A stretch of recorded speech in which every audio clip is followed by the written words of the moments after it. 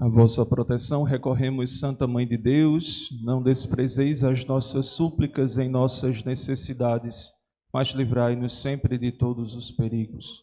Ó Virgem gloriosa e bendita, Nossa Senhora de Fátima, queridos filhos da Igreja, irmãos padres, nós nos encontramos no dia de hoje e me recordem aqui, qual foi a talha que foi cheia no dia de hoje? A talha da paciência. Aí me diga bem, você é paciente? Você já pediu a Deus o dom da paciência? Porque é interessante o evangelho do dia de hoje. Nosso Senhor nos recorda: em verdade vos digo, se pedirdes ao Pai alguma coisa em meu nome, Ele vou-la dará. Até agora nada pediste em meu nome, pedi e recebereis.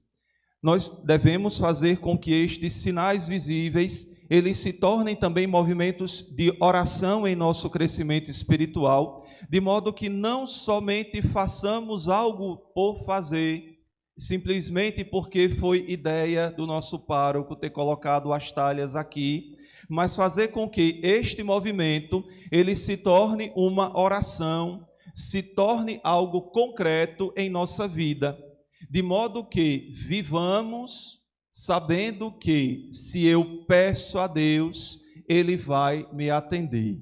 De modo que, diante daquilo que é vontade de Deus para a minha vida, diante daquilo que é o sonho de Deus para a minha caminhada, para a minha história, se for da sua vontade, Ele vai me dar a força para que eu consiga dar conta. Mas para isso vamos passar diante da realidade do tema desta festa: fazei tudo o que ele vos disser. E no episódio das bodas de Caná, quando nós entramos dentro daquela história, e este evangelho é muito conhecido por todos nós recordamos de toda a cena, porque ele é todo feito de sinais, e quando se tem sinais, quando se tem, então, este cenário, nós memorizamos com muita facilidade. E a primeira coisa que nós temos a meditar no dia de hoje é o fato de que Jesus foi convidado para uma festa de casamento. Só que, se eu não tenho paciência de compreender que eu preciso ler os sinais da minha vida, ler os acontecimentos da minha história e compreender que, a partir do instante que Jesus é convidado para uma festa e fez tudo aquilo que fez, e quando na minha vida, no meio das minhas tarefas, das minhas pressas, eu não o convido para fazer parte da minha festa, quando eu não o convido para fazer parte da minha caminhada, quando eu não o convido para fazer parte da minha oração, eu não duvido nada, diante da nossa pressa, chegarmos no dia de quinta-feira, diante de Jesus sacramentado, e a nossa reza ser apressada. Eu tenho uma rotina, normalmente, pela manhã, e dia de quinta-feira, a nossa oração, adoração que começa às 8 horas da manhã, chego em casa, tomo café, eu treino todos os dias pela manhã, chego em casa, tomo café, termino de fazer a minha rezinha ali, depois vou para a igreja, chego, o Santíssimo já está exposto, ajoelho, faço a minha reza de sempre, desde pequeno, mas depois eu percebo que eu continuo fazendo as coisas do jeito automático. Aquilo já é o automático de toda semana. E eu percebo que eu não estou chamando o Senhor para fazer parte daquele instante, para que Ele seja concreto em minha caminhada, para que Ele me dê a graça necessária para que todos aqueles que eu encontrar naquele dia, todas as confissões que eu atender naquele dia, eu tenha sempre uma palavra de vida, eu sempre tenha uma palavra de cura, de libertação. Porém, se eu não o convido para fazer parte da minha oração, se eu não chamo não peço para que o Espírito Santo esteja comigo, para que reze por mim, então a minha reza, ela não vai servir, e a festa do casamento, ela vai naufragar. A festa do casamento não vai dar certo. Por isso que nós devemos convidar o Senhor para toda e qualquer decisão da nossa vida, sejam as mais corriqueiras, as mais simples, sejam as mais complexas. Eu me lembro muito bem de quando aconteceu um incêndio aqui no comércio, do rapaz que tinha uma casa, a casa de peças. Todo mundo aqui se recorda daquela época. Perdeu quase tudo, inclusive o sistema onde ali estavam gravadas as dívidas de quem tinha pendurado lá na caderneta da bodega. Antigamente não era assim, tinha a bodega e tinha uma caderneta lá. Tudo se perdeu. Se aquele pessoal não tivesse gravado no coração o fato de que um dia, quando ali foi inaugurado, quando um dia recebeu a bênção, se não tivesse presente o Senhor que estava naquele momento, naquela festa, olha o desespero batendo na porta. Quem é que nos sustenta? Quem é que tem a mão poderosa e forte, que é capaz de segurar a nossa mão com tanta perfeição, com tanto amor, que vai fazer com que saiamos do tempo da tempestade, sabendo que eu vou conseguir fazer tudo aquilo, porque quando eu faço aquilo que Ele me diz, quando eu me lembro dEle por primeiro, o projeto se concretiza, aquilo dá certo, recebe a bênção, e mesmo que tenha falhas, mesmo que tenha situações difíceis, eu vou superar, eu vou conseguir superar todo e qualquer obstáculo. Chame o Senhor para fazer parte da sua vida, não esqueça. Segundo aspecto daquele momento das bodas de Caná, levar a Jesus os nossos problemas. Ele não tem mais vinho. Jesus foi convidado para uma festa, ali possivelmente era de parentes de Nossa Senhora, a Virgem Maria por ali, na cozinha, no local onde se preparava tudo antes de servir, e ela percebeu que o vinho já estava no final. Ela soube a quem correr. Ela prestou muita atenção em tudo aquilo que o anjo lhe dizia. São Bernardo, Santo Afonso, Maria de Ligório, quando escreve uma obra bonita, As Glórias de Maria, ele diz que o anjo não apareceu a Nossa Senhora somente no momento da anunciação. Ele apareceu em outros instantes, quando a Virgem Santíssima ainda era criancinha, era uma menina. Então, o anjo foi preparando o terreno do coração de Maria para compreender tudo aquilo que Deus é, para compreender como o amor de Deus age. Então, por que Nossa Senhora, quando percebeu que o vinho estava acabando, correu para o local onde o seu filho querido estava? Uma corrida muito discreta. Eu gosto de gente discreta. Eu tenho na minha paróquia gente muito discreta. Dona Ave Maria, tão discreta a senhora, silenciosa e precisa. Tenho muita gente de oração lá, graças a Deus. Como eu sei também que tem muita gente de oração profunda aqui, de entrega absoluta a Deus. E naquele instante, Nossa Senhora, quando chegou diante do seu filho, disse: eles não têm mais vinho. A alegria vai acabar, vai chegar ao fim. E é impressionante quando nós sabemos correr para o lugar certo, mas tem gente que insiste em viver correndo para o lugar errado. Um dia desses, eu fui denunciado, porque simplesmente eu disse que católico corre para o Santíssimo. Católico não vai procurar outra expressão religiosa. Disse e vou continuar dizendo até o fim. Em nossos momentos de adoração, vou voltar para o primeiro ponto. lembrando daquilo que São João Maria Vianney nos ensina, se todos nós tivéssemos a real consciência de quem está ali dentro do sacrário, a gente não entrava na igreja conversando ou de qualquer jeito. Entraria? Não. A gente não ficaria batendo papo como normalmente nós ficamos. Lá na minha paróquia eu brigo, sou briguento. Aprendi com o Padre Clebson, ainda bem que está sendo filmado, fica tudo registrado. Vou virar meme. Né? Brigo. Na hora do ofertório, quando o povo fica conversando, eu brigo. Digo, mas minha gente... Ao invés de aproveitar aquele instante para ofertar a vida, para se colocar ali como se fosse um grande mergulho diante do altar, ou se você for mais ousado na oração, mergulhar ou dentro do cálice, ou junto da patena, para que a sua vida seja consagrada.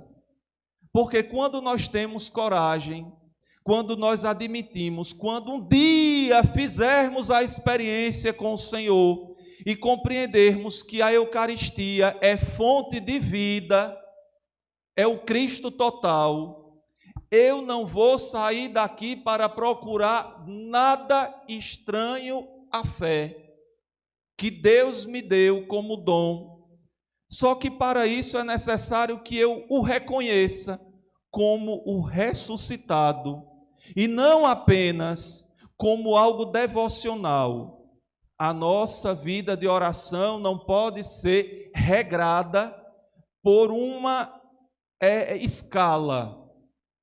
Dia de quinta-feira tem o primeiro grupo, o segundo grupo, o terceiro grupo.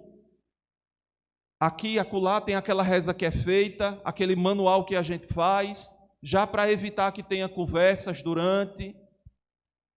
A nossa vida com o Senhor deveria ser uma conversa feliz, um diálogo perene, constante. Bento XVI chama essa mesa aqui, ambão, mesa da palavra, de sepulcro vazio. Eu achei essa expressão tão bela, sepulcro vazio, porque aqui é o indicativo de que ele não está morto, ele comunica, ele fala ao nosso coração. O Senhor fala, eu compreendo, e neste diálogo eu coloco em prática aquilo que ele me ensina. Então, o que é que custa trazer até nosso Senhor os meus problemas? Mas, Padre, Jesus sabe de tudo o que se passa comigo. Ele sabe, é bem verdade, ele sabe de tudo. Ele sabe da nossa honestidade, como também ele sabe do contrário. Ele sabe da facilidade que nós temos de perdoar. Nós somos bons em perdão, não é? Somos bons. Essa semana alguém ria.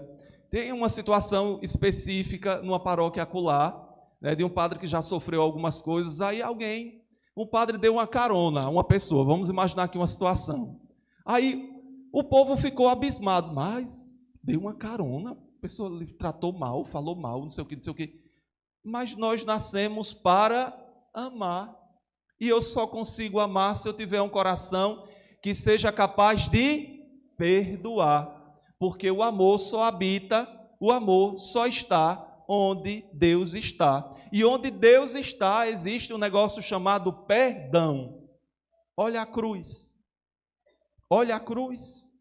A cruz que a gente carrega no bolso, no terço. Olha a cruz que a gente carrega pendurada no pescoço. Olha a cruz que a gente carrega, que coloca lá nas casas, num lugar bem alto de destaque. Olha a cruz que às vezes a gente deixa cheia de casa de aranha. Do mesmo jeito é a vida de quem não perdoa, cheia de casa de aranha, cheia de poeira, e cada vez mais a poeira sobre poeira vai criando uma crosta, daqui a pouco a cruz está enferrujada, e se for de madeira vai apodrecer. Você quer que o seu coração esteja apodrecido ou apodrecendo? Você quer apodrecer o coração das outras pessoas porque você se nega ao perdão? Eu conheço uma pessoa e eu fiquei bem assustado quando eu escutei a expressão: eu não vou perdoar nunca.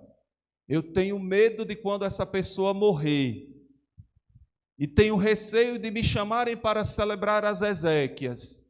E ainda fico temeroso se me chamarem para rezar a missa de 7º dia, de alguém que disse com todas as letras, em absoluta consciência, se fizer uma coisa errada comigo, eu não vou perdoar nunca.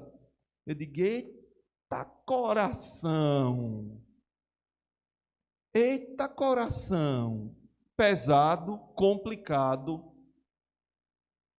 Quando morrer, vai encontrar quem na frente? A Virgem Santíssima, quando ela estava no leito, não se escandalizem, Nossa Senhora morreu. Não fiquem tristes, não. Conta Santo Afonso que ela estava ao lado dos apóstolos e daqui a pouco veio uma grande nuvem com um perfume maravilhoso.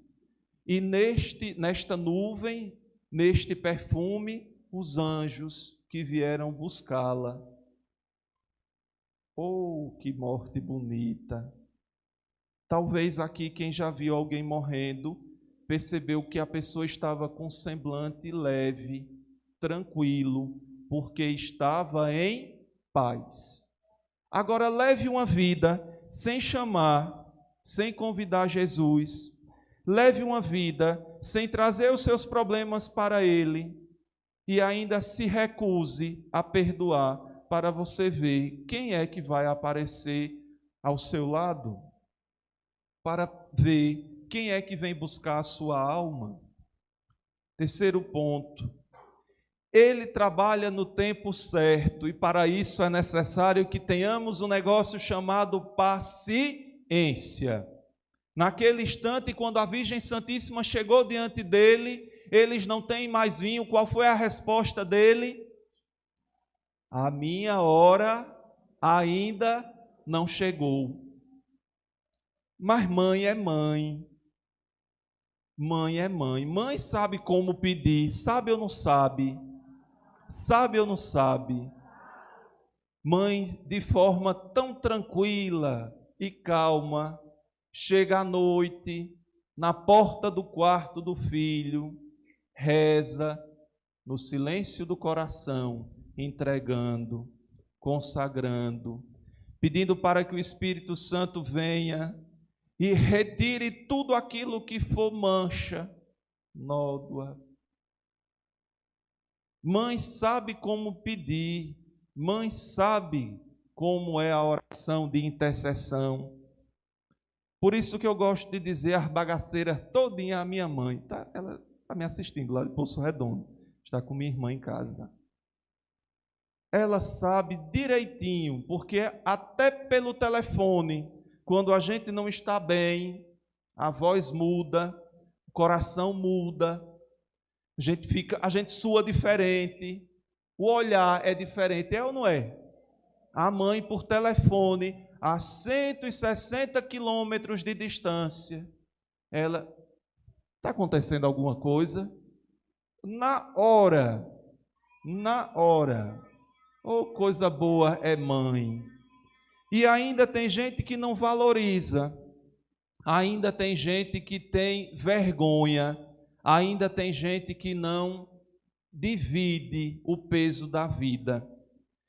Deus dotou a mãe de um poder inigualável na face da terra. Deus criou e Ele derrama sobre a mãe a graça de gerar. Não é pouca coisa, não. Nós não fomos gerados em qualquer lugar, não. Então nós temos que rezar dia após dia, agradecendo a Deus pela nossa mãe, fazendo com que a nossa vida seja uma vida de busca pela paciência, porque a nossa mãe, ela vai envelhecendo. Vocês acreditam que tem idoso teimoso?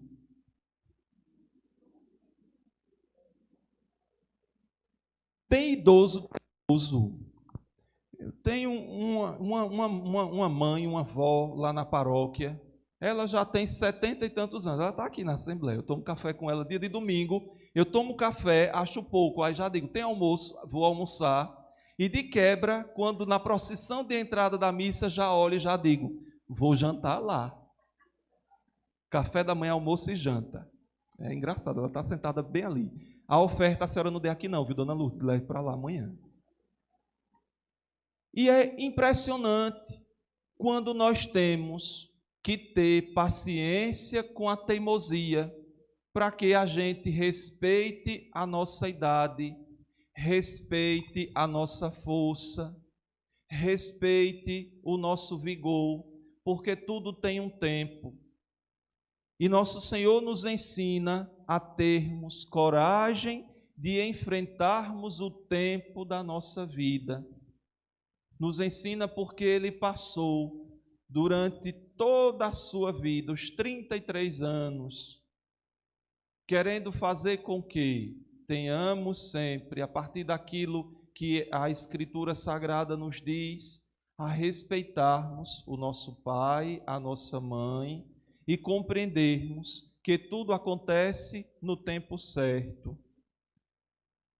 Uma coisa eu preciso perguntar a você no dia de hoje para terminar a homilia, que já enjoou, daqui a pouco o Padre Clebson manda cortar o sinal e apagar a luz. Me diga aqui uma coisa, a oração que você faz, o pedido que você faz, é com qual intenção? Primeiro, eu tenho que ter clareza do que eu estou pedindo. Segundo, eu tenho que ter noção de como eu estou pedindo. E terceiro, eu tenho que saber para que eu estou pedindo. Porque se tudo é nas mãos de Deus, se tudo eu coloco nas mãos do Senhor, então eu tenho que ter firmes propósitos para tudo isso. Porque sabe de uma coisa? Quarto e último ponto. Nós devemos fazer sempre a nossa parte. As talhas de água, elas estavam cheias por cima, transbordantes. Não foi isso? Não é isso que o texto sagrado nos diz? Quem foi que encheu? Aqueles serviçais que estavam ali. Eles fizeram a parte deles. Eu termino a homilia do dia de hoje perguntando a você e perguntando a mim também. Eu estou fazendo bem a minha parte?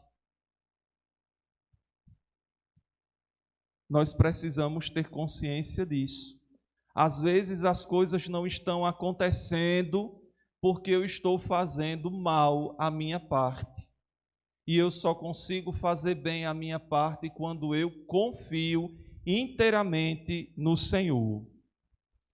Portanto, eu preciso ser obediente à palavra de Deus e não ser acomodado. Nós não podemos viver uma fé acomodada, uma fé onde eu só venho à missa, uma fé onde eu rezo de qualquer jeito, uma fé onde eu encontro o irmão e o trato de qualquer forma, como se ele não fosse meu irmão. As cenas do Rio Grande do Sul recentes. Para mim, a cena impactante que até hoje não saiu da minha memória. Uma casa grande, pessoas no telhado da casa e de repente a casa vai embora e aquelas pessoas perderam a sua vida. Queira Deus que tenham fé, porque aí aquilo que São Paulo nos ensina, eles não perderam, eles ganharam. E dentro da misericórdia que cabe, dentro da misericórdia que abarca, que é sempre abundante, queira Deus que caiba todos aqueles que passaram por tudo isso neste instante, neste momento, nesta época. Deus abençoe e proteja a cada um, para fazer com que todos nós façamos sempre aquilo que o Senhor nos diz. Minha saudação às irmãs, estão ali, perdão por não ter cumprimentado as senhoras. Em nome do Pai, do Filho e do Espírito Santo. Amém.